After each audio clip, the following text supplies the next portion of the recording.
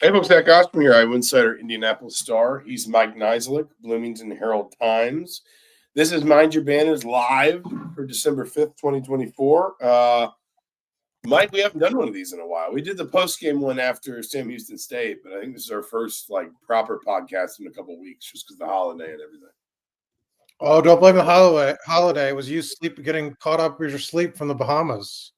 Well, no, let's be clear. I got caught up on my sleep in the Bahamas because my kids weren't there. So when I wasn't working and I wasn't on the beach or in the Rapid River, I was probably sleeping. So I'm sitting here drinking you seem tired when you got back. Out of a Knicks mug for people looking for a little nostalgia. If my buddy Dan is watching, this is the mocha coffee that he sent me. That's a little free advertisement there. More for my buddy Dan than for the coffee because I don't remember the brand. But we're going to talk primarily football today. We'll do a little bit of basketball at the end if there's time. We'll kind of see where we get up to. There's just a lot of ground to cover with football. That's kind of the front and center story right now. And I guess let's start with news. We'll get into the playoff in a little bit. Let's start with news that broke just a little while ago. That Tino Sunseri is expected to be the next offensive coordinator at UCLA. You know, my sense there is from talking to, sources around this, I don't know if the ink's dry on a piece of paper, but this is the plan. Sunseri has connections to Deshaun Foster because Deshaun Foster's Carolina Panthers career basically ran almost the exact same time Sal Sunseri was the Panthers defensive coordinator. Tino spent a lot of time around the Panthers facility then. He was, I want to say he was in middle school around that time. So Deshaun Foster probably knows him fairly well through his dad. You can understand the hire from UCLA's perspective, provided it does go through. From Indiana's perspective, which of course is what we'll talk about more here, it's a blow. I don't think there's any way around that. I don't think anyone's surprised. Obviously, it seemed like Tino was going to be ready for his own opportunity to be offensive coordinator here at some point pretty soon. I mean, he was already kind of considered a rising star in coaching before he came from James Madison to Indiana with Curt Cignetti, and he added co-OC to his title here. But Mike Shanahan is still the offensive coordinator in terms of calling plays, and it is also, kind of more broadly Curt Cignetti's scheme. I think everyone kind of expected that Tino Sunseri would make this move at some point in the near future, and now it's happening in conference.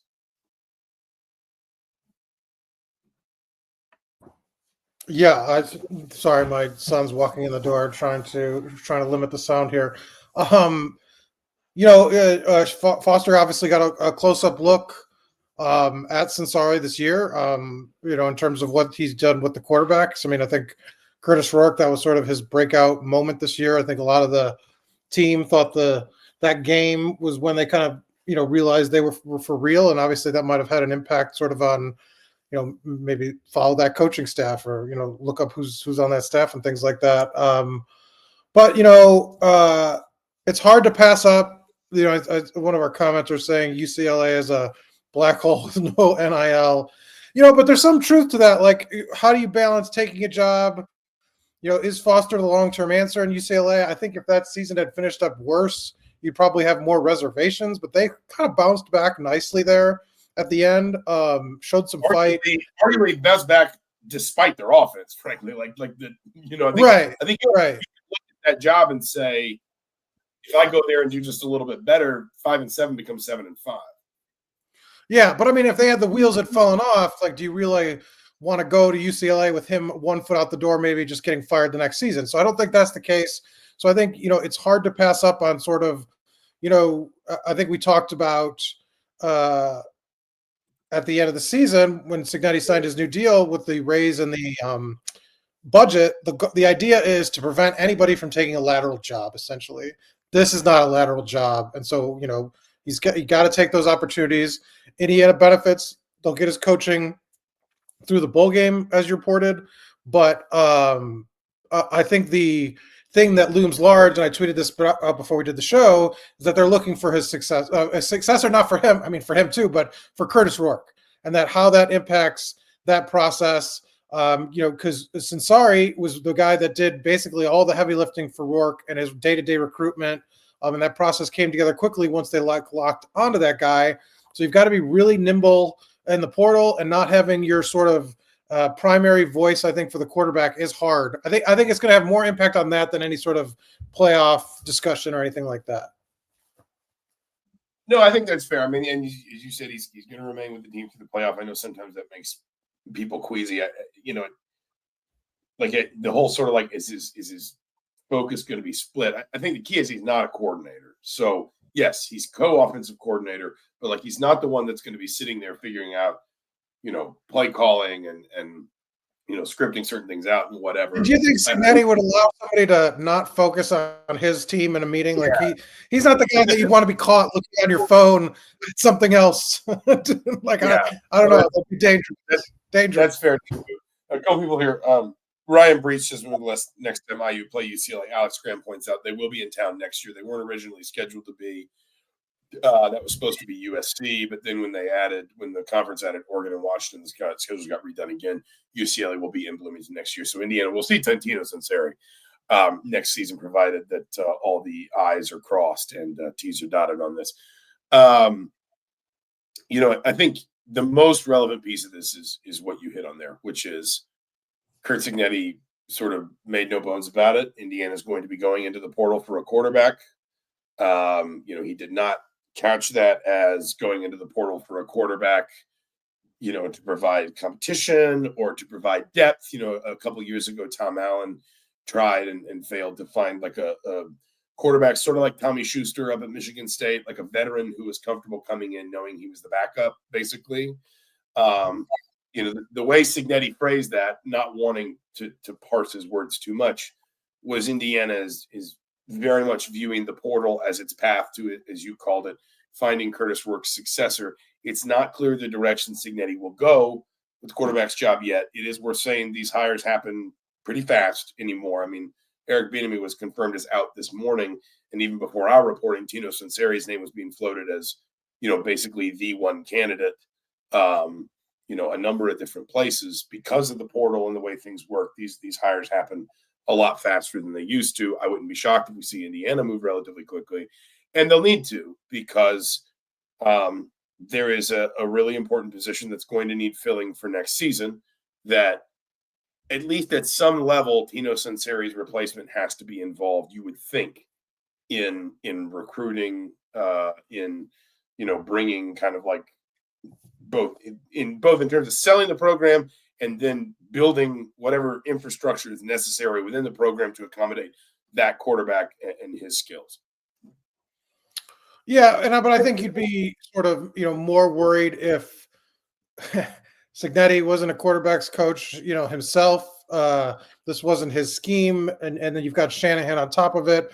I do think that helps sort of this isn't like, you need a guy, because I think the quarterback position is so important, particularly the decision-making in Cignetti's offense, that you need a teacher and a mentor and somebody that you could lean on. But at the same time, like, the worry isn't, I think, as great as it would be on a normal staff that wasn't sort of had all the guys still in place that really can keep the offense and kind of the offense, the discussion about the offense on the recruiting trail sort of on point, I guess would be the way to say it. The other piece of kind of the news we were able to confirm, kind of, I guess, companion piece to Tino Sunseri being expected to leave for UCLA, is that no one else is. And you mentioned earlier that the goal was kind of, that it seemed like the goal with the boost in staffing salary pool was to make sure nobody took what'd you call it, a lateral move, essentially, that nobody was going to leave Indiana if it wasn't for an obvious next step forward in their career. You're never going to, bat 1,000 in keeping assistants, even the ones you want. And every once in a while, you're going to get somebody who wants to try out the NFL, or, maybe they'll go take the same position at another school because their buddy's the head coach, or, somebody else threw them an extra $200,000 or something, even on top of what you could pay them. But I think that,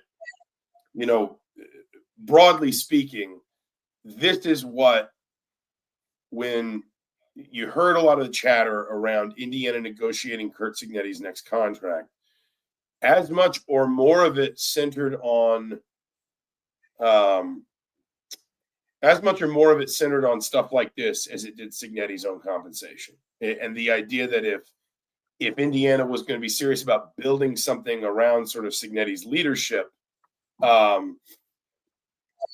it wasn't just going to be down to how well he was paid, but also how well he was empowered to achieve something he has talked about many times as what he sees as kind of crucial to success, which is staff continuity. How many times have we heard him talk about, these guys have been with me for a long time, these guys kind of know me, they know my process.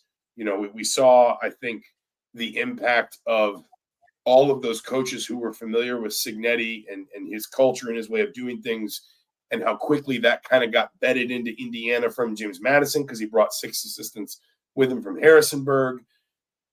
Now he keeps the bulk of that. The other 9 assistants, 4 on offense, 5 on defense, and then Derek Owings, who Cignetti, again, has also never really wasted an opportunity to praise for his work as Indiana's head strength and conditioning coach, have all signed multi-year contracts. I think that's important. Most of these assistant deals are multi-year deals. We don't know the terms kind of therein. Would not be shocked if you see some buyouts in there, though. I would not be shocked if you see some, if you want to leave for another school, that school is going to have to pay Indiana to buy you out of your contract. I wouldn't be stunned if some of these new assistant coaches contracts have those in there. Because Indiana is now, and for the first time in a while, yes, you're losing an important piece of your staff, but you're still negotiating from a position of real strength, financially, competitively, in terms of Cignetti's history historically, to keep some of these players, or excuse me, not players, keep some of these coaches where they are, and keep the larger idea of staff continuity still pretty strong. I think we should say, you should couch it not leaving for now, because there are dominoes that could change guys' minds, spots open, and somebody wasn't expected to leave. I don't think, especially in the SEC, Big Ten of it all, that a buyout is going to stop anybody from poaching a candidate that they would want. So, but I mean, for now, they've locked him up, and I think you're feeling good about the staff where it's at. But either way, I think with the increased budget, I mean, you're just playing at you're the big fish now, right? Or one of them, in terms of having a staff that's desirable, having a staff that money to keep. I mean, all these things are good developments. And you hate, I think, for an IU fan to see Tino to leave. I think you'd have loved to see, at least one more year with what he could do with the quarterbacks before they kind of got like maybe a young guy in that they had developed.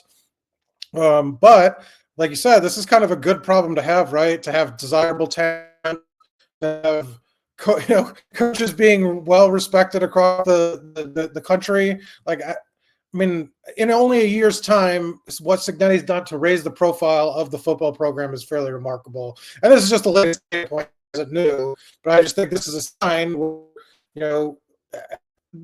was dealing with on an annual basis, right? Like, that's part of what he had to hire. Was it off and defensive coordinators every year for like a 3-year stretch there or something like that? As you're doing other things, are you doing your taxes? If you count the 1 year that he took over coordinator duties, then he had to hire a new offensive coordinator after 21, and he had to hire a new defense coordinator after 20, after 21, and then after 22. That sounds right. But so either way, that's constant churn, and so because he had a good job identifying that. And then they obviously had team success. And so I think Cignetti is building a reputation as a guy that cultivates, not only is able to get the most out of the players he develops, but a guy that develops coaches as well. We've seen there's some people throwing up names in the comments. I really don't have any names. I mean, I would be surprised if there's not some sort of link to Cignetti's past. I think the way he connected with Tino Sunseri was Number one, kind of the deep-rooted Pittsburgh connections, Cignetti being from Pittsburgh, Sal Sunseri being from Pittsburgh, and then number two, obviously, Tino's time on Nick Saban's staff probably did a lot for, just. Did actually what you don't remember the story he told? Maybe I don't know. The reason he targeted Tino was because during COVID they canceled the fall season, and so he takes one team, and sometimes it's more. He does like a deep dive, and so like he did like that fall, Sarkisian, like he wanted to like learn the ins and outs of Sarkisian's offense, and so he did, and he really liked some of the things that they were doing, and so he wanted. Sunseri was his like right hand man, so he wanted to bring that to hit. He wanted new stuff, and he wanted to bring some of that to hit his offense, and so that's why. Not that those connections didn't matter, but it was a very specific story he's told, a couple of times in terms of like during the COVID year, that was his deep dive, and so he's like, look, we need that on our staff, and so that's why he targeted Tino. So it might not be like a name because it might just be like a guy he's researched himself. To be honest, like that could be it.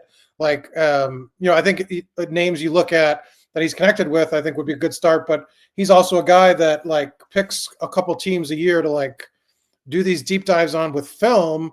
And then if he likes something, that could be where he goes next. I think the wider sort of idea, though, and like maybe to use an example that Indiana fans can process from their own experiences, like IU baseball, like when Tracy Smith left for Arizona.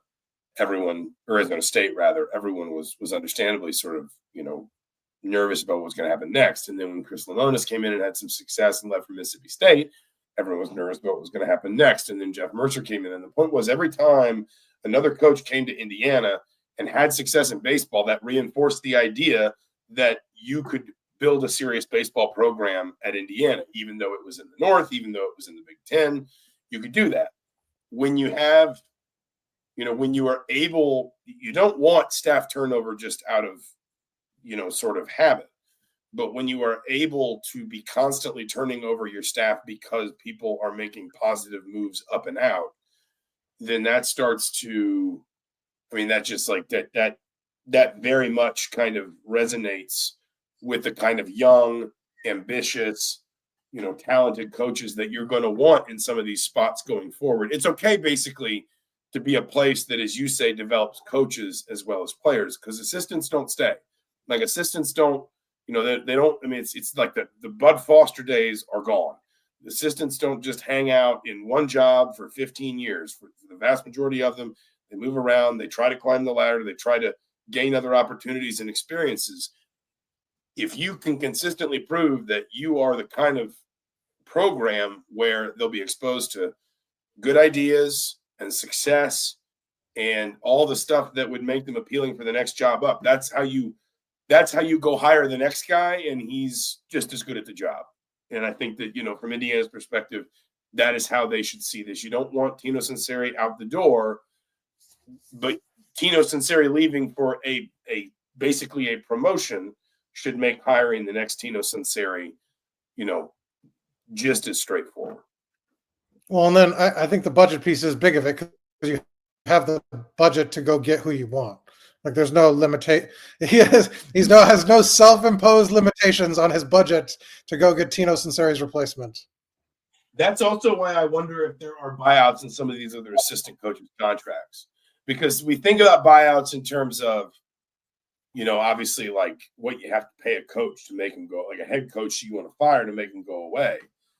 But if you have buyouts in assistant coaches' contracts, you maybe think about it a little bit like that, like that scene in Moneyball where Billy Beane says, like, I'll provide the money to get Ricardo Rincon, but when I sell him for twice the price next year, I get to keep the difference or whatever for payroll purposes. Like, if you got a buyout that says another school's got to pay, I don't know, $200,000 to hire one of your assistants out of their contract, I'm not saying that money immediately just converts into fresh staffing salary forever, but it probably does strengthen the pool somewhere, some way, for you to go hire that coach's replacement. And that's why I wonder if those pieces, if there's a piece of that somewhere in those assistant coaches' fresh contracts. Let's talk about the portal, and I don't want to get too much into names. They're only really just starting to emerge. Obviously, the dead period ends, Sunday? You can start having people on campus, I think, Monday. You're going to see, obviously, a flurry of, names running through town, and this stuff's going to move really fast. And I suspect it's going to move even faster for the schools that are in the playoff, because you're going to want to try and nail down as much of your roster while you still kind of got the momentum behind you of being a playoff team. You're not going to want to just say, oh, well, we'll leave it until, the end of the window and then figure it out there. You're going to want to ride that momentum while you can. But just from a broad, you mentioned quarterback there a little while ago. What are the other positions from your perspective you are looking most closely at? What kind of player is Indiana looking for here? How high profile is maybe Indiana aiming? Like, are there 2-3 positions that really kind of jump off the page for you that you think Indiana is going to sort of have at the top of its wish list, basically? Well, I think the calculus remains the same from last year in terms of like production over potential. Like if a former 5-star is going in the portal and he has not played in 2 years, like that's not a guy that I think is going to be much of the time on their radar. I just like some of the more like quote unquote attractive names that you see players like, oh, like go after this guy. He was a former 5-star top 100 recruit. If he's not a guy with any sort of resume, I just don't think that they're going to do that. I think I've seen just like 2 offers publicly announced so far from players that have been targeted, just like the guys that have lost coaches can be targeted and graduates can be targeted. One was a receiver, a freshman who had a breakout freshman year from Tulsa. The other was an App State. Somebody in here saying bring back Kevin Wilson. You never know. There you go. The other was a App State defensive end, defensive lineman that had all conference honors. And so you can kind of see, I think, that the production, they're not taking flyers on guys. Like they need like 15 guys to be immediate contributors again if they want to carry over the success. And I think when you're talking about positions, I think you're looking at the 2 I just named, receiver and defensive line, end and tackle, are going to be major priorities.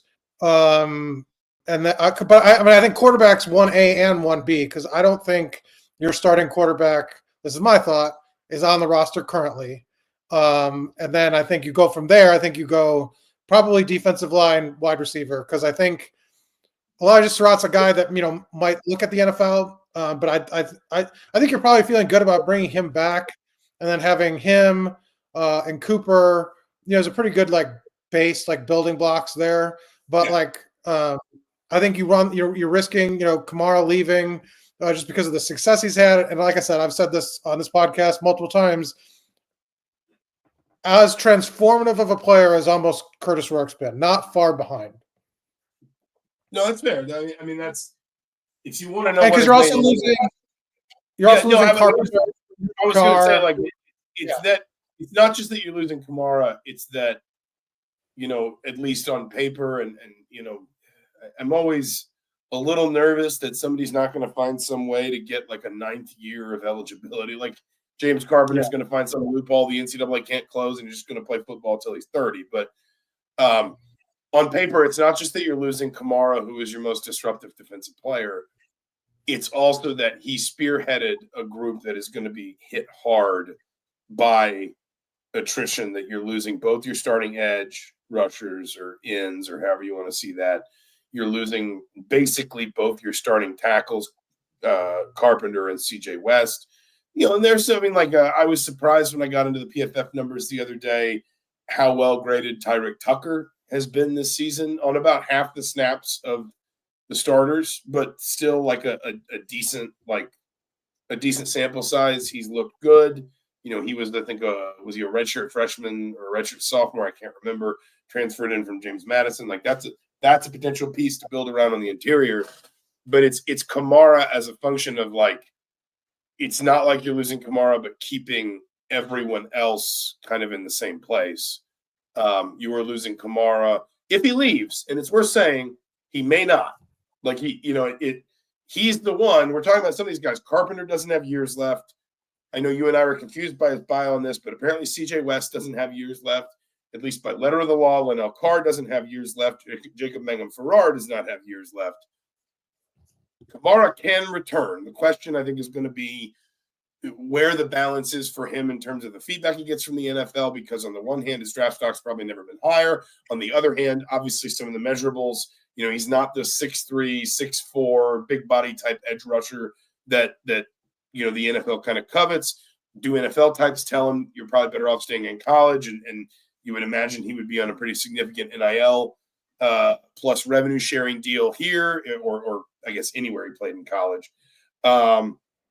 But it's if Kamara goes, it's not just Kamara, it's Kamara at the head of a substantial line of players that leave. Like, I'm not sure there's a more important position, I guess, other than quarterback. But even at quarterback, you would at least have some guys that if for whatever reason the portal didn't turn out what you wanted, you'd at least have some guys who are kind of familiar with your process and time on task. And, somebody like Taven Jackson has started a few games in college. Like, I mean, it just feels like you are pushing almost your entire defensive line too deep out the door. And that starts with a player who is as good and as disruptive as basically any in college football this year. That's a huge priority. Setting aside CJ West, because I still don't understand how he doesn't have eligibility left. The guys that I think are the NFL sort of possibilities, I mentioned Surratt, Kamara, and then Jalen Walker's obviously the other one. He went through senior day as well, like the festivities, not that that's binding or even matters, but it shows that obviously he's sort of thinking about what to do. Walker? Jalen Walker? He does not have years left. Jalen Walker? Jalen Walker does not have years left, I don't believe. I thought he had I'll look time. it up. You keep talking. I'll look it up. Well, no, I don't know. I don't want to keep talking if I'm wrong. He appeared in 11 games in 2021, 10 in 2022, 11 in 2023, and then obviously he was, all 12 this year.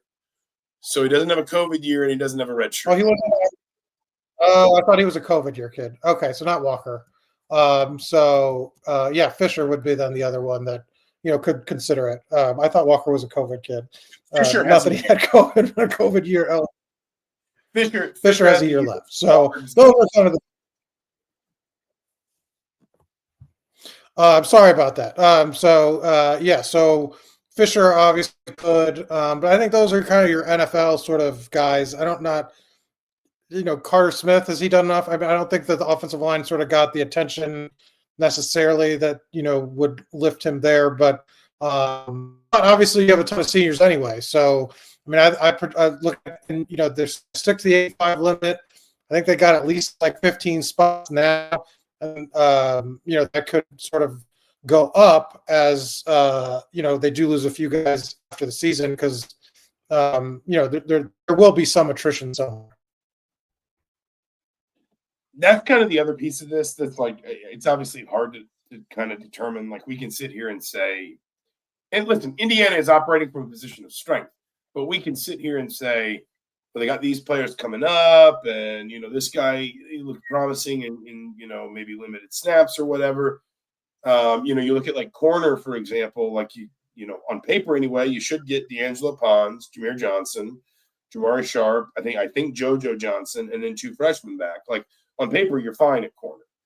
But all it takes is one guy saying, I'd like to go test, my, like D'Angelo Pons saying, like, I'd love to know what's out there for me in the portal. Or a guy like Jamari Sharp saying, it's really fun playing here because we're winning all these games, but I would like to start and I would like to play more and I would like to, increase my opportunity for exposure to get to the next level.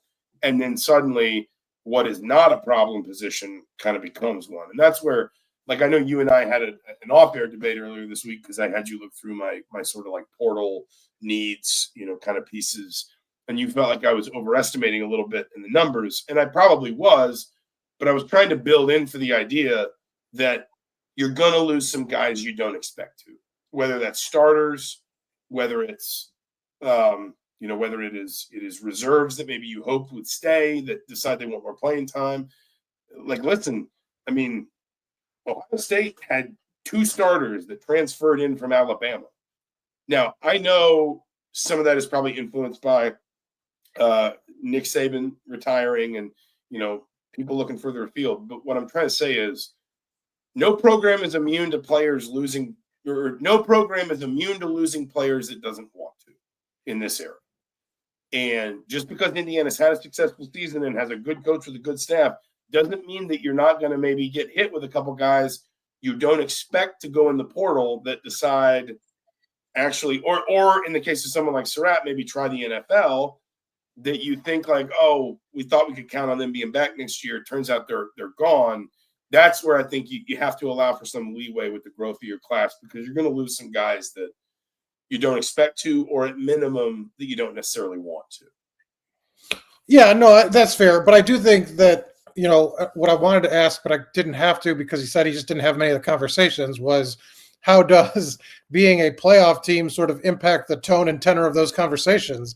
Is it easier, even if a guy's not playing or has a role, like a smaller role, maybe not necessarily what they want, to come back on a playoff team versus a team, I think it's obvious what, the difference is between Indiana this year and last year, but even just like a middling team, like, is it make it easier to convince a guy like a Jamari Sharp, who's sort of the third cornerback, to be like, can you do this for one more year for me on a playoff team, or do you want to go to throw at any school and start? Like, how do players view it? Does it change the decision calculus? Because to me, it would seem obvious that it'd be easier to convince a guy to come back to a playoff team than a not playoff team, right? On the surface that makes sense, but right, kids. It's more appealing. I'm just saying, even the biggest schools. Like Oklahoma's starting quarterback went into the portal. And I understand Oklahoma had a disappointing season, but I'm guessing Oklahoma's still, got one of the most robust NIL setup going, and it's starting quarterback still in the portal. Like that. I just feel like you're just not talking about, I essentially agree with what you're saying. I'm just saying instead of like 10 guys, you're losing, maybe it's 5, versus whereas past years you're losing like whole waves of guys where you're talking, like you said, one guy here, one guy there. And that's such a better place than having to just flip over everything every year. And Cignetti knows he's trying to balance out the roster a little more. And this year you're leaning still more towards the transfer portal, but you're still starting to see, I think, it creep in that you have a couple positions where you might not need any transfers. And I don't think that was the case last year. Like there was not a single that they needed. They didn't need. I think they had starters at every position save punter that were transfers. I think, even the long snapper was a transfer. So no, I agree with you. I don't think you're looking at anything remotely resembling the turnover that you had last year. It's more just kind of a way. It's almost kind of a warning of like, hey, Curtis Rourke's going to leave. And a guy like Mikhail Kamara is going to have a decision to make about the NFL. Just don't get caught flat-footed, and this is more for fans really than anybody else. Don't get caught flat-footed if somebody that you can tell Indiana doesn't want to leave. And I'm hesitant to use names because I don't want somebody to mishear it and be like, oh, the Indy Star said so-and-so is looking at the portal. Essentially, somebody could be offered, because tampering is a bust. So somebody could get, approach a backup quarterback or a guy that didn't play very much and say, like, we've got a spot for you. You can play with us. Like, it could happen. And then that's why they leave. You just never know. Yeah, exactly. No, that is absolutely like the reason I use the Ohio State comparison is that again, I know some of that's affected by Nick Saban leaving probably, but it's not just losing guys because they want the obvious step up. Sometimes it's losing guys because somebody else can make more room for, once we hit revenue sharing, this stuff is going to behave a lot more like an NFL salary cap. Like it is. And it's obviously not at that level financially, but it's going to behave a lot more like that. And you are going to see, programs that, will just kind of like, they'll get a hold of some star safety and they'll say, we're going to pay you more than any other defender on the team, in the same way that NFL rosters have to make those decisions about who gets the big contracts, who gets the long contracts, all that kind of stuff. But right here and right now, like you said about tampering, all it takes is one team making a call and saying, we got 3 times what you were what you're on right now waiting for you over here because we got a big hole to fill, and we think you might be the last piece to winning a conference title or getting to the playoff or whatever. Mark Hess, by the way, this was a comment scrolling back a little bit, but he said something like, how long until how many years? Here we go. I'll put it up. How many years until the NCAA allows teams to loan out players so they get PT? Like, we'll not get into it today, but this is my TED Talk is transfer fees for college players and the idea of setting up an ecosystem that looks something like European football. So someday. Could you also share his comment about Kevin Wilson? Is that true that Kevin Wilson only had 12 Big Ten wins in how many years? Let me check, but that sounds right. He was at Indiana for 6 years. Kevin Wilson. That's an amazing stat. Our good friend Kevin Wilson. Who said Mark driving the discussion. Yeah, he was 12-37 in 6 years at Indiana. Oh, he won no Big Ten games, 2 Big Ten games, 3 Big Ten games, 1 Big Ten game, 2 Big Ten games, and then 4 Big Ten games in his last season. Obviously, I suppose there's a little bit of mitigation for our old friend Kevin as it relates to the fact that he only coached 1 year in the 9-game conference schedule. So if you'd given him an extra opportunity, maybe he'd have a couple more wins, but still. Shellcracker Lover asked what defensive ends in the portal are worth pursuing. Like, I mean, it's hard to say. Like the total tonnage of players that are going to go into the portal, if they're not already declared, are going to hit the portal over the weekend and into the beginning of next week. Like, don't try to track all the names. You'll lose your mind. Just sort of like it's the start of the avalanche because the undergrads can't officially enter till Monday anyway. So you're going to see the names ramp up here the next couple of days. I think what you should track is just the offers that get publicly reported. You'll see then by kids sort of what pool of players they're targeting, essentially. But that's probably the easier way to do it. I mean, sure, there's going to be other worthy guys out there, but I mean, there's so many names. I mean, you can come up with lists at every position of worthy guys, but just pay attention to the guys that they're offering. They offered a couple dozen guys that they didn't get last year, but it showed clear patterns of what they were looking for. Don't just try to name hunt because I mean already there's lists of guys. I mean, just lengthy lists of former starters there for the taking. Showcracker also he said that staff really likes Mario Landino, and that leads me to something kind of a conversation I want to wrap around. I want to wrap the football portion of this with at least, which is we're going to talk a lot about transfers, and I think that's justifiable. But I do think it's time to start remembering that there are a bunch of non-transfers on this roster that Curt Cignetti would like to be the ones that kind of make up the bones of it in a longer-term sense so that he's not constantly having to hammer the portal for a whole bunch of impact players. Offense, defense, I'm just curious who you think among younger players, I've got a couple names in mind, but I want to give you the floor first. Whether it's true freshmen that were signed by this staff or it's just like a young player. I mean, Amari Farrell is probably an example of a player that has already sort of emerged in this way. The staff inherited him, but I mean, he was an all Big Ten caliber safety basically this whole season just as a sophomore.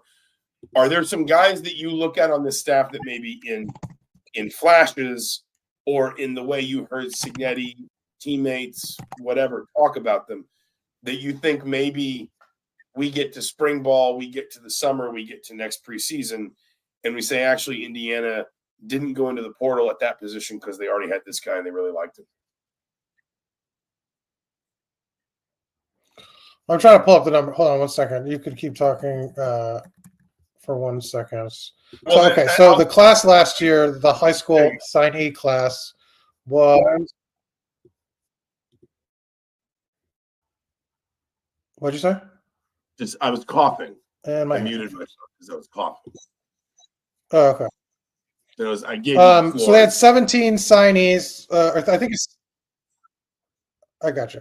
They had 16, I think, signees. 17, I think one wasn't a scholarship player, but 16, 13 of those guys redshirted. So if you're looking for guys that'll take a step forward, I think it's the guys that they trusted to play. Charlie Becker at receiver is a guy that they really liked. Landino's one of them, and then Daniel Ndukwe was the third guy that only one of three true freshmen who didn't redshirt. So those are three guys that they obviously have built an amount of trust. and are sort of trending towards bigger roles. Did you mention I think Hardy? you're probably going to see. Did you mention? But he wasn't he like a was he a true? I did it, but wasn't he not like a true freshman? No, he was. He was coming from. But didn't he have a year? No, I don't think so, because he was coming from a Naval Academy prep school. So, like, if you want to go to one of the service academies, sometimes if you don't have like an ROTC background, you have to go to a prep school. The idea is mostly just I had a friend who played for Navy. The idea is basically just like they need to put you in the environment where you're expected to be like up at 5 o'clock every morning and observing like military protocols and all that, and just like make sure you can handle all that before they take you into the academy proper. So I do not believe that counts against his eligibility at all. That basically is just like the same as if he'd, done like a post-grad prep year in basketball or something. I got you. So yeah, so it would be the other because he's been obvious, and he's trending in the direction of being more playing time as the season's gone. Did you have any others? You said you had some other guys that you were eyeing. Well, yeah, I mean, Landino's interesting. I mentioned Tyreek Tucker, who I feel like I know he's not a freshman, but he is a younger player. He was kind of an afterthought as a transfer from JMU because they got other more high-profile guys from JMU. And I can pull up PFF's numbers while we're talking here because I was looking at the PFF numbers when I was putting together my my all-conference teams, just because I like to kind of do more than just like what my eyes see, because I don't always I'm not able to watch every player all the time. And I thought Tucker had a good year, but it surprised me when you pulled up interior defenders. He's actually the 6th highest rated defensive tackle or interior defender, if you use their terminology, in the league. The only players in front of him are 3 guys from Michigan: Graham Grant and Rayshon Benny, and then Derek Harmon and Jamari Caldwell from Oregon. He received an overall grade of just under 80, 79.7, 85.5 against the run, 68.3 against the pass. To give you kind of an idea, CJ West, 83.4 against the run, 68.8 against the pass. And Tucker, I mean, again, he did not do starters numbers. Like Mason Graham and Kenneth Grant played 548 and 547 snaps respectively at defensive tackle. Those are 2 guys from Michigan that both have a chance to be first-round picks next spring. But like Tucker played 279 snaps. That's not a small number.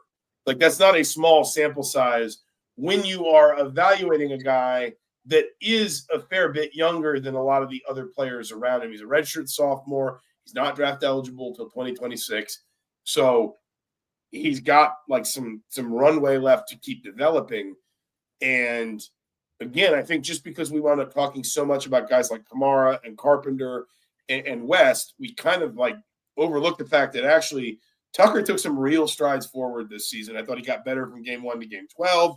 I thought you could see why the staff brought him from James Madison, even though unlike a lot of the guys that it got early on, because I think Tucker was a slightly later ad, unlike a lot of the guys that got early on that like were guys that were, 2 and 3 year starters, or they were freshman All-American, whatever. He had kind of a lower profile, but like, I think he's the sort of player you maybe build your defensive line around a little bit. Not necessarily that he can be Mikel Kamara level, but if you do have to replace literally every one of those other guys, then I think he's the sort of player you sort of put on the board to begin with, and you say, we've got him, we can count on him, now we build out from there. I did really like Elijah Hardy. I mean, he had that cameo in the Western Illinois game, and we thought, it's kind of, that's just because of the competition. And then he was on the field a fair bit against Northwestern and looked a little overwhelmed. At least I thought at times.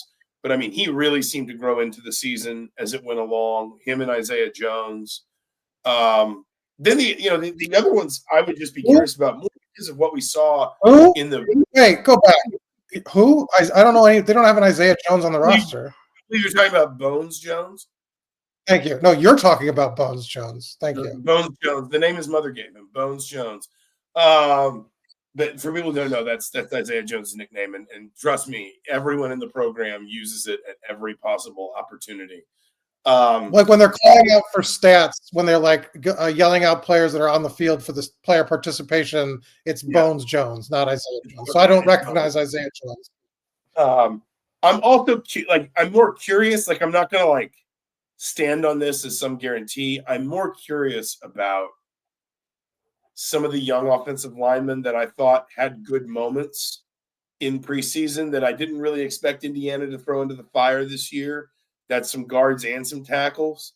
You know, if Indiana can get Nick Kidwell another year and he wants it, then you might be in a position where you only need to replace, you know, because I think Bray Lynch could kick into center. I think he could. So then you might be in a position where you only need to replace one offensive lineman if you can kind of keep everybody else steady. Drew Evans obviously had a pretty significant injury, so you don't want to put too much on him. But the point is, Indiana, I think, is going to be in a position to have somewhere between 3 and 4 linemen potentially kind of comfortably slotted in, even with the attrition they're going to face with Mike Kadick going, Trey Wettig going. I just wonder if like an Austin Barrett or if one of those young guys kind of makes the step up, or if Indiana looks at it and says, we need to go get another Trey Wettig. You know, we need to go get another Nick Kidwell.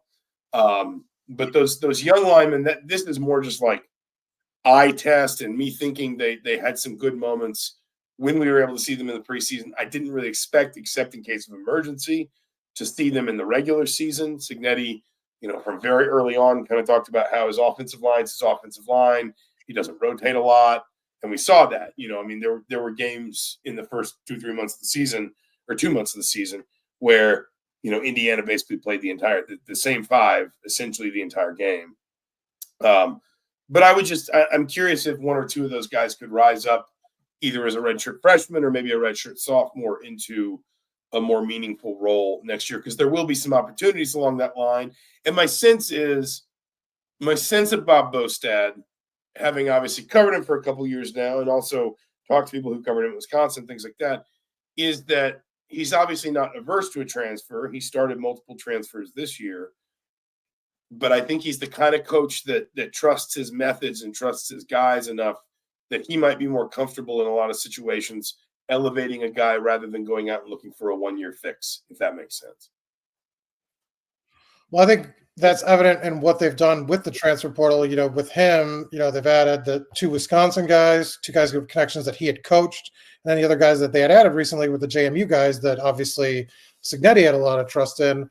And I think when you look what they did this year with Evans and Lynch, you know, guys no starting experience. One was kind of thrown into the mix when Kidwell got injured.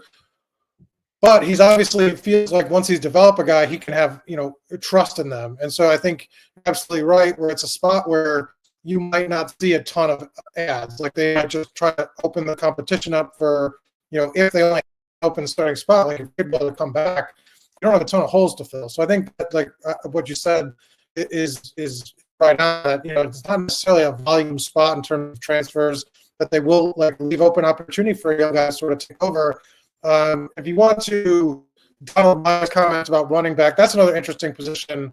We had talked about that when you'd send me your transfer list. You know, can Green and Black take over? What will they do? Because obviously they're losing Tyson Lutton, Justice Ellison, Solomon Van Horst, who obviously didn't get a ton of run at running back, but was a specialist. But they had like 8 running backs on the roster in the last year. And it's a position that they like varied skill sets. So I can see him adding a lot of guys, even though it will be interesting to see if he just considers Green and Black sort of like the natural sort of tandem to succeed Ellison and Lawton next year. Because I could see it going both ways and just being a competition this spring and kind of shaking out that way. But I don't think it's going to – I think he's going to add at least 2 running backs to that room. That's just based on how they built the roster last year. I agree, because I think they only signed 1. Now, you know, you never know if like a guy plays one position in high school, but he's going to play Stevie Scott is a great example. Indiana signed Stevie Scott. He was considered a linebacker by some recruiting services, but he only ever played running back in Indiana. You know, I mean, like I mentioned this in that story, like Black and Green weren't terrible this year. And admittedly, Green in particular got a lot of his carries in mop-up duty and garbage time. But like between them, you know, 75 carries for 452 yards, which is just like back of a cocktail napkin math, is more than 6 yards a carry. 7 touchdowns between them. Green in particular had some really explosive moments. Black obviously knows the staff. He was one of the players that came over from James Madison. I do wonder if, there's an extent to which Indiana felt like it could set that up where it was sort of like Ellison and Lawton this year, and at least one of Green or Black, if not both, next year. But I agree with you that I think they will still hit the portal because as things stand, they're only bringing one. I think they only signed one running back last year, maybe 2, but I think only one out of high school, Kobe Martin Fishers, and they only signed 1 this year. So I would be surprised if you don't see some incomings there. And I think the other one, I think you might have mentioned this earlier, but if you didn't, when you talk about receiver, I think we're talking about a very specific skill set of receiver. I think they'd like some more depth at the boundaries, but it's those slot receivers. It's the receivers that are going to excel. Basically, they all kind of wound up with the same body type this year: Miles Cross, Miles Price, Keyshawn Williams. I think what it is more than anything, though, is number one, guys that aren't afraid of some physicality. When you think about the way Keyshawn Williams ran with the ball, when you think about how well Miles Cross blocked in the run, like they ran that sort of Miles Cross pulling trap dive play a lot. And Cross was the one who had to come through and kick out either an edge rusher or a linebacker a lot of the time. That's not a small thing for a receiver to do. I think that you're looking for kind of that willingness to embrace physicality. And then I think the other piece really is guys who eat up yards when you get them moving downhill, because so much of what made that position successful this year was not just Rourke's ability to make those quick throws, those quick drop one read throws, but also the fact that when those guys caught the ball, they were moving fast. And, Indiana wound up one of the better teams in the country in yards after catch. And a lot of the time, it wasn't because, Rourke was taking the top off the defense for some deep shot and somebody was running it in. It was because Rourke was hitting a 3-yard slant that was then going for 8 more yards on the ground, because you had these guys that they ran tough and they moved fast. So I think that it's that kind well, and I think you're looking for guys. Well, it's guys with specialist skill sets as well, and they'll need to replace punt returner. So that's the kind of guy that they want, the guy that's going to compete at kick returner, compete at punt returner, and have those and carry over those skills to the offense. And they use them a lot, and they really Keyshawn Williams and Miles Price were like interchangeable. They ran the same plays for them, and they were both successful at sort of make it all work. So I think they were underrated cogs in sort of this machine that Cignetti built, and that they're going to definitely need slot guys because they really did prioritize them in the offense. I want to add this last one. Hooperazzi just asked, could any of the high school guys that signed yesterday play next year? I want to add that largely because we have not talked about the high school class at all. And I think part of that is, in fairness, just the climate around college football, that signing day, high school signees, you don't have to throw. I mean, you talked about what a small number of freshmen, were not redshirted this year. You don't have to throw young guys out there very much anymore. You can stay older as long as you've got kind of the NIL and the framework and all that to be able to do it. And I will admit freely that I've only really watched, tape on these guys. So when I don't want to speculate too much. What I would look at more, I think what I would say more than anything else is, if you're looking at some of the guys in this class and you're wondering who might play early, I think probably the question to ask is, are there guys that are stepping into positions that are going to need it? So, for example, obviously the highest rated signing in the class, Byron Baldwin, top 200 player, was committed to Indiana, then decommitted, looked like he might go to Colorado, came back to Indiana, signed yesterday. If Baldwin stays at safety, that's where he plays in high school, you would imagine there might be, if those skills translate quickly, there might be a little bit more of a runway for someone like him to play early. Maybe not start, but at least play, because frankly, Indiana's just going to need safeties. They're losing Josh Cignetti, Terry Jones, Sean Asbury. Obviously, they got Amari Farrell back, but Indiana, a lot of the time, essentially plays 3 safeties. So there's going to be a fair bit of playing time up for grabs, even if a guy like Bryson Bonds uses his last year.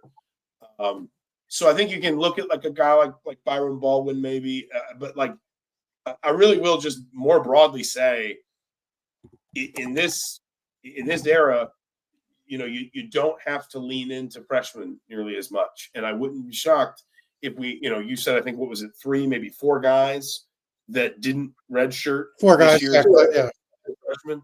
I wouldn't be shocked if we see a pretty small number again next year, if obviously things go according to plan. Well, I think outside of a few schools that have to promise that kind of playing time where you get like a top 50 guy, Cignetti's like a developmental guy where he wants his freshmen to take a year. He's mentioned that a couple of times that these are in his mind sort of prospects. The idea that they need a year or two to sort of be ready to compete on a game by game basis, and then there's exceptions. D'Angelo Pons was an exception, but a notable for him. And so I think he tends to lean sort of like, unless you come in and really impress the coaches, the inclination is for us is going to be to give you time to develop and try to maximize your talent when you do get on the field and not have to learn as you go. And I think the guys that would have roles, it's not very sexy, but it's special teams, right? Like if Baldwin comes in, not that he won't play safety, but the first thing that they're going to ask him to do is get on those special teams units, and then they build that trust, and then he gets. I think that's where Ndukwe was used most often this season. Yes, and he wound up basically and then they get on when garbage time, and they build that role because they have a trust. Look, when we throw at you on the punt return team or kickoff team, you're doing what we're asked, and so that's sort of like the first step.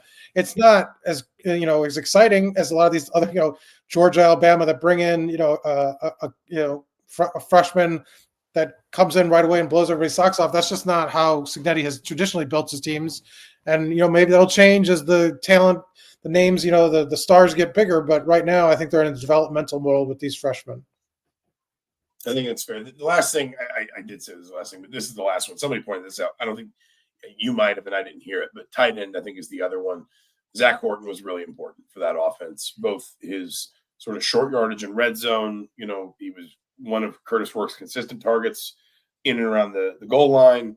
And also, like, anytime someone put a camera in front of Urban Meyer and got him to talk about IU football, it seemed like Meyer could not talk enough about Zach Horton and how impressed he was with his blocking, how good he was run blocking, how good he was perimeter blocking. And that was obviously so important to this offense when you think about all the wide receiver swings and screens they ran and some of those reverses where, like there was one of the reverses against Purdue. I don't know if you clocked this. It was the misdirection reverse. I think it was the first of the 2 that they ran on that drive where Horton executed I don't know exactly what you call this block. I don't know if it's like a pivot block, but it's when the tight end is lined up almost more like an H-back and starts to pull one way and then almost goes down to a knee so the defense can't see them behind the line, pivots back 180 degrees and goes the other way. And he ran about as clean of I don't know what's called. I'll call it a pivot block. He ran about as clean of a pivot block as I've ever seen. And you can see in those moments why coaches watch film of a guy like that and they just hammer all the small details and they just say that's the sort of player that separates a team in ways that nobody ever realizes. And I think someone said up here, Donald Myers said Horton was a glue guy. He has big shoes to be. He was more than a glue guy. I mean, he was a really important piece. Not, obviously it was kind of a tough year for tight ends to shine in the Big Ten because you had 2 really, really good ones. Tyler Warren, who is getting Heisman consideration, I think justifiably so. And then Colston Loveland at Michigan, who's I think he's draft eligible. He'll be in the NFL. But I mean, Horton was quietly really, really important for this team. It's funny because we sit here and this is where I want to wrap this up. You and I have been talking through all of this using the past tense. Season's not over. And I know why we've been talking that way. It's because so much of this has been looking ahead to what's next. Because this is the reality in modern college football that you have to you have to look backward and forward at the same time. Basically, you have to deal with what's now and what's next. There's no sort of we'll worry about this and then go over to that. But Indiana ninth in this week's playoff top 25. You and I talked about it a little bit on the post-game podcast after Sam Houston State. It certainly seems like Indiana is firmly in the playoff now. I don't think there's any question about their bubble status. The Ward manual more or less made it sound like you're not going to move from where you are unless you play this weekend, and that can affect your seeding or your ranking. But this means I think Indiana is on the one hand probably not going to host, but on the other hand certainly locked into the 12-team field, and now it's a question of where the Hoosiers are headed in a little over a week's time. Yeah, I'd pay close attention to the Big Ten title game and obviously the SEC title game. I don't think anything other than those are going to sort of impact Indiana like hugely. I think they might even sort of like just switch out. Like if Georgia wins, like it just could be simple as Indiana gets Texas. I think there's a very small grouping of teams here. The top of the list is, Penn State, Notre Dame, Texas, and Georgia. I think Oregon's going to win this weekend, and Oregon will get the 5 seed if they lose. So I think it's those 4 teams really in the grouping that Indiana could sort of face in the first round. Obviously, they have Georgia right now in Athens. We talked a little bit about the other night. I mean, disagree. What's your sort of take on, I don't know, the overall playoff picture of it all? Because I think we all agree that Indiana's a playoff team. There's nothing they've said it without saying it. They've said it. I mean, right? I mean, that's really bottom line. Yeah. No, I mean they have. Hold on. Sorry, I've been getting over a sinus infection. Basically, I got on the plane in the Bahamas with warm, moist air in my lungs, and I got off the plane in Indianapolis, and my lungs violently reacclimated to the cold, dry air in Indiana, and my sinuses have been acting up since.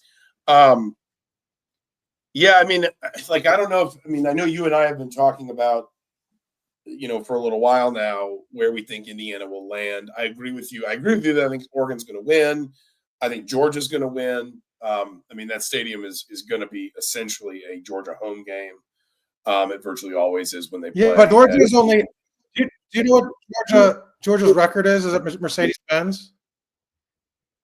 Is it like 4-5? That was 5. 5-5. 5-5. Okay. And but a lot of that is. I think 3 of those losses are to Nick Saban. I think maybe 2 of them are. But anyway, it's. I think Georgia and Oregon, if I'm sitting here and projecting it, will get the auto bids out of the SEC and the Big Ten, which will leave, as you said, basically like Penn State, Notre Dame, Texas, Tennessee. I personally, I think they'd wind up just with the way if you kind of look at it, I think the Notre Dame matchup might be a little harder to arrange. I know I've said I think they might try to sort of gas this up to move things around for TV. But I don't know, Ward Manuel was pretty firm on Tuesday night about the idea that it's going to be hard for you to move, maybe virtually impossible for you to move if you're not playing this weekend. Which makes me think that it's more. But if Texas and Penn State, which are ahead of them now, lose, they just bump Notre Dame down, and then Notre Dame at 7. Well, but no, Notre Dame, because Notre Dame can't host, so Notre Dame could wind up probably with the 6-11, I guess. I don't know. To me, it's how they split up. It's how they split up that group. It's how they split up the loser of the Big Ten title game, loser of SEC and Notre Dame. And does Texas State go behind Notre Dame or keep above them? And so the way they would draw Indiana is essentially as if Penn State and Texas remained above them at the 5 and 6 in some order, and then Notre Dame gets the 7 seed, and then that gives them Indiana. So it's And just how they view that trio. Yeah, Indiana's the 9, but they drop to the 10 because they get jumped by one conference champion, right? Is that right? I don't even know if Indiana moves in that scenario.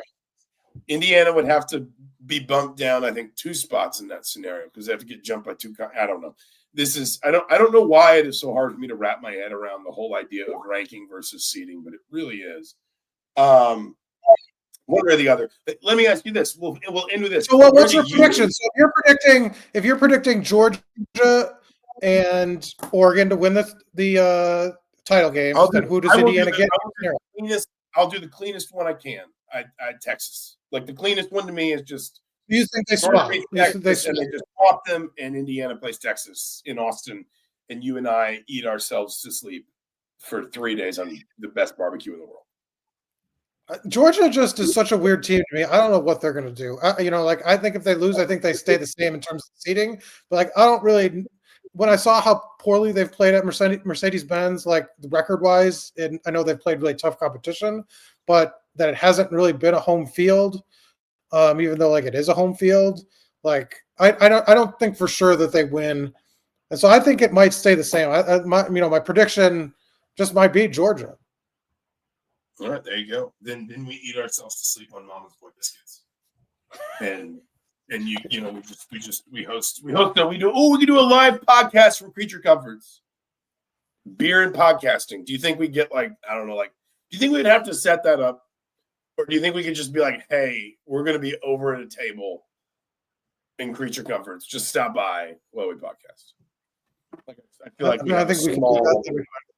We got 56 people here. We get 56 people. And it's an old, the tap room is an old, auto repair shop. So it's it's got big bay windows. Anyway, we'll worry about that when it's time to go to Athens, one of the great college towns. We'll leave it there for now.